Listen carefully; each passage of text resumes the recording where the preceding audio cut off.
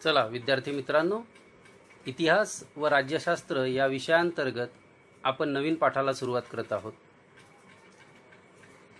या पाठामध्ये आपल्याला भारतामध्ये ज्या विविध कला आहेत त्या कलांचा इतिहास समजून घ्यायचा आहे।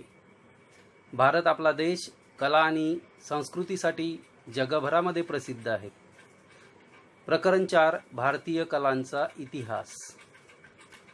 या प्रकरणामध्ये आपल्याला बघायचे मुद्दे असे आहेत: कला म्हणजे काय, भारतातील दृक्कला परंपरा, भारतातील ललित किंवा अंगिक कला परंपरा, कला, उपयोजित कला आणि व्यवसायाच्या संधी। या 4 मुद्द्यांच्या आधारे आपल्याला या पाठाचा अभ्यास करायचा आहे।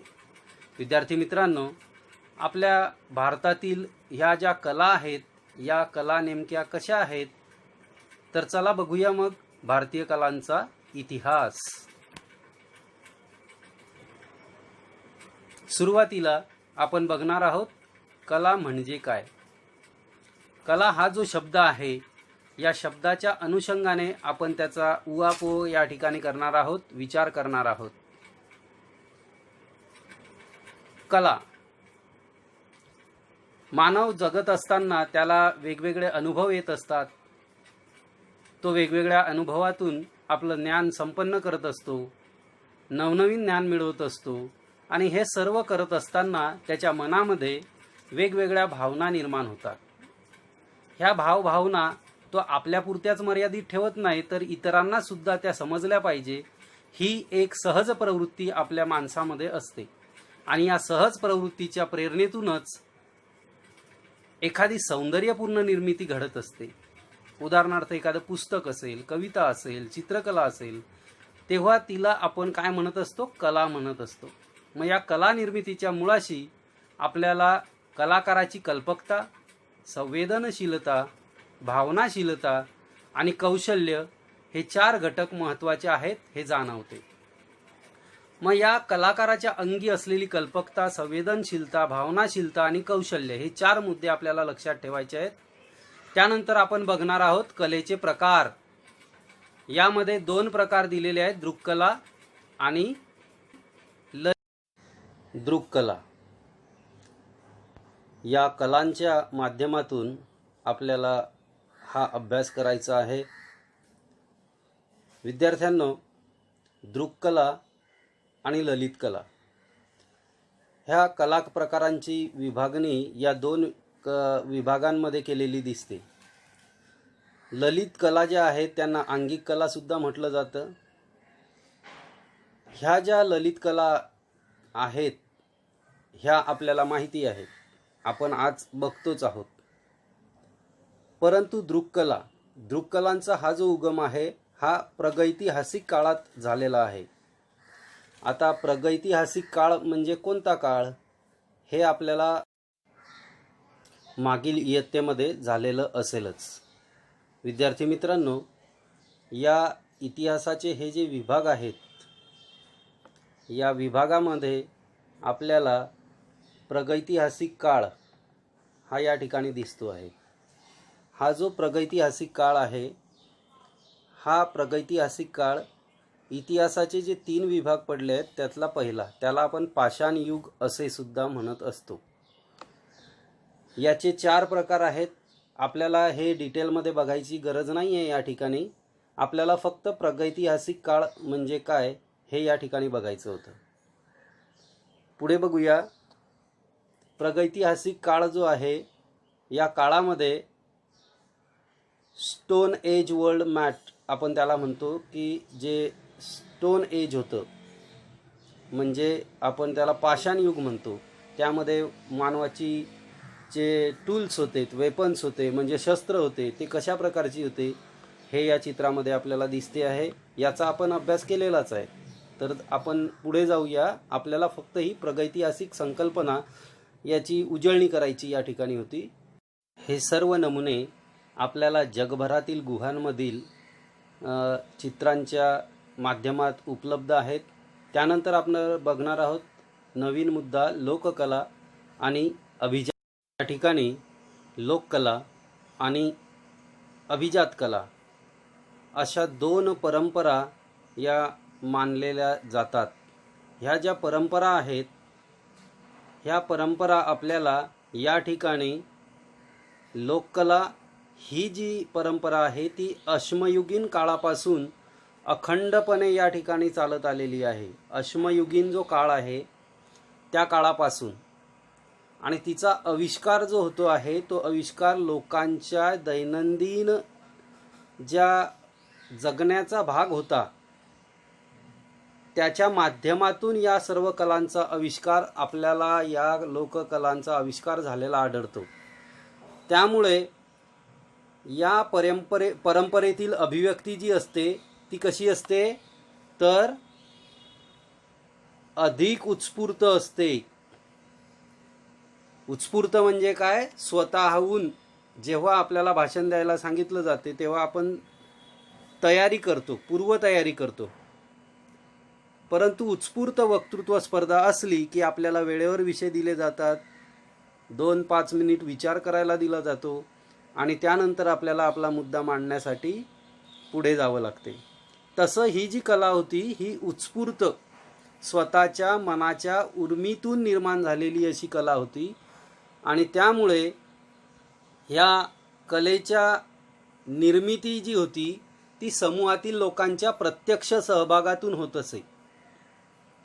सर्व समूहातील लोक एकत्र येत असत, म्हणजेच आपण म्हणू शकतो की समूहाची निर्मिती होती. लोककला ही समूहाची निर्मिती होती. सर्व समूह एकत्र येत असे आणि त्यानंतर ती कला सादर केली जात असे. त्या कलेला आपण एका व्यक्तीचं नाव देऊ शकत नाही, समाजाचं नाव देऊ शकतो, अशी ही लोककला. त्यानंतर आपण बघणार आहोत अभिजात कला. ही जी अभिजात कला आहे या अभिजात कलेला नियमांची चौकट असते. नियमांच्या चौकटीमध्ये ती बांधलेली असते आणि ती कला जी आहे ती कला प्राप्त करण्यासाठी किंवा आत्मसात करण्यासाठी दीर्घकालीन प्रशिक्षण म्हणजे आपण जे क्लासेस लावतो, वेगवेगळ्या ज्या कला आहेत, चित्रकला असेल, संगीत कला असेल, भरतनाट्यम असेल, ह्या ज्या कला आहेत ह्या प्रशिक्षणाच्या माध्यमातून आपण शिकत असतो. म्हणून ह्या अभिजात कला ज्या आहेत त्या ज्या कला आहेत त्या प्रमाणित नियमांच्या चौकटीत बांधलेल्या असतात. त्याच्या विरुद्ध लोककला ही उत्स्फूर्त अभिव्यक्ती असल्यामुळे त्या नियमांच्या चौकटीत बांधली गेलेली नसते. परंतु लोककलेला परंपरा असते आणि आपली ही अभिजात कला जी आहे हिला नियम असतात असं आपण म्हणू शकतो.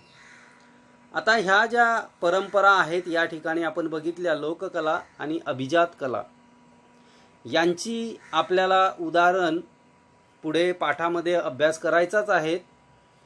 आता आपण वळूया पुढील मुद्द्याकडे. त्यानंतर आपण बघणार आहोत कलाशैली.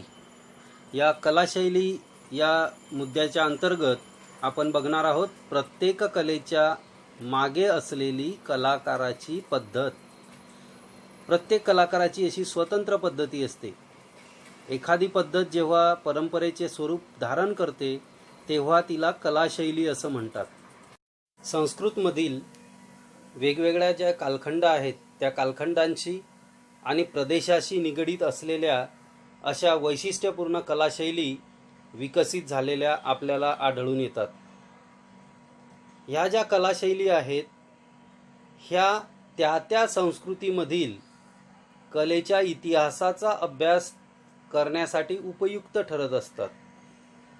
म्हणजे विशिष्ट कालखंडामध्ये विशिष्ट कलाशैली उदयास का आलेली आहे यासाठी आपण त्या कलाशैलीवरून त्या संस्कृतीचा अभ्यास करू शकतो, त्या समाजाचा अभ्यास करू शकतो आणि त्यासाठी ती उपयुक्त ठरत असते. अशा प्रकारे कलाशैली म्हणजे काय तर कलाशैली ही दुसरं तिसरं काही नसून प्रत्येक कलाकाराची अशी एक स्वतंत्र पद्धत असते. आपली नाही का बोलण्याची पद्धत वेगवेगळी असते, तशी प्रत्येक कलाकाराच्या अंगी, कारण प्रत्येक कलाकार हा स्वतंत्र असतो, वेगवेगळा वेगवेगळ्या प्रकारच्या कला जरी त्यांना सादर करायच्या असल्या, म्हणजे उदाहरणार्थ एकच डायलॉग असेल जसं आपण बघितलं, तो जर वेगवेगळ्या कलाकारांना दिला बोलायला तर त्यामध्ये आपल्याला फरक आढळेल. असं म्हणतात की दिलीप कुमारची कॉपी किंवा मॉडर्न कॉपी म्हणजे शाहरुख खान. म्हणजे दिलीप कुमारची जी शैली आहे कला सादर करण्याची, त्या शैलीचा छाप शाहरुख खानच्या कलेवर, अभिव्यक्तीवर पडलेला आहे.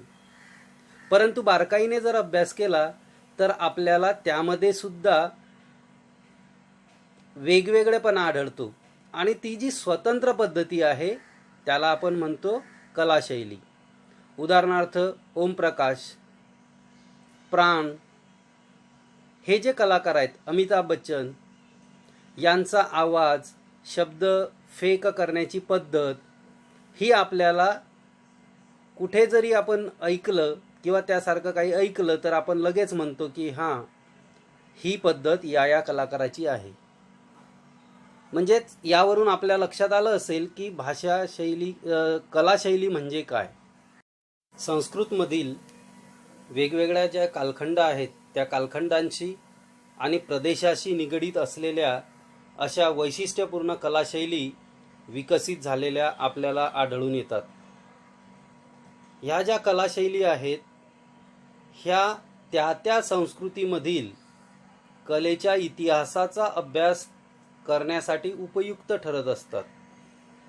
म्हणजे विशिष्ट कालखंडामध्ये विशिष्ट कलाशैली उदयास का आलेली आहे यासाठी आपण त्या कलाशैलीवरून त्या संस्कृतीचा अभ्यास करू शकतो, त्या समाजाचा अभ्यास करू शकतो आणि त्यासाठी ती उपयुक्त ठरत असते. अशा प्रकारे कलाशैली म्हणजे काय, तर कलाशैली ही दुसरं तिसरं काही नसून प्रत्येक कलाकाराची अशी एक स्वतंत्र पद्धत असते. आपली नाही का बोलण्याची पद्धत वेगवेगळी असते, तशी प्रत्येक कलाकाराच्या अंगी, कारण प्रत्येक कलाकार हा स्वतंत्र असतो,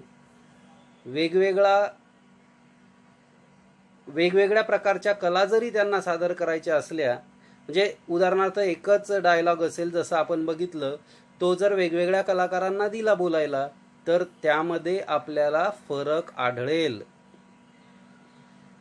असं म्हणतात की दिलीप कुमारची कॉपी किंवा मॉडर्न कॉपी म्हणजे शाहरुख खान.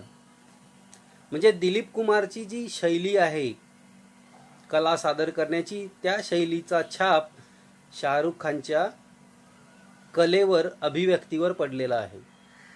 परंतु बारकाईने जर अभ्यास केला तर आपल्याला त्यामध्ये सुद्धा वेगवेगळेपणा आढळतो आणि ती जी स्वतंत्र पद्धती आहे त्याला आपण म्हणतो कलाशैली. उदाहरणार्थ ओमप्रकाश, प्राण हे जे कलाकार आहेत, अमिताभ बच्चन यांचा आवाज, शब्द फेक करण्याची पद्धत ही आपल्याला कुठे जरी आपण ऐकलं किंवा त्यासारखं काही ऐकलं तर आपण लगेच म्हणतो की हां, ही पद्धत या कलाकाराची आहे. म्हणजेच यावरून आपल्या लक्षात आलं असेल की भाषा शैली, कलाशैली म्हणजे काय.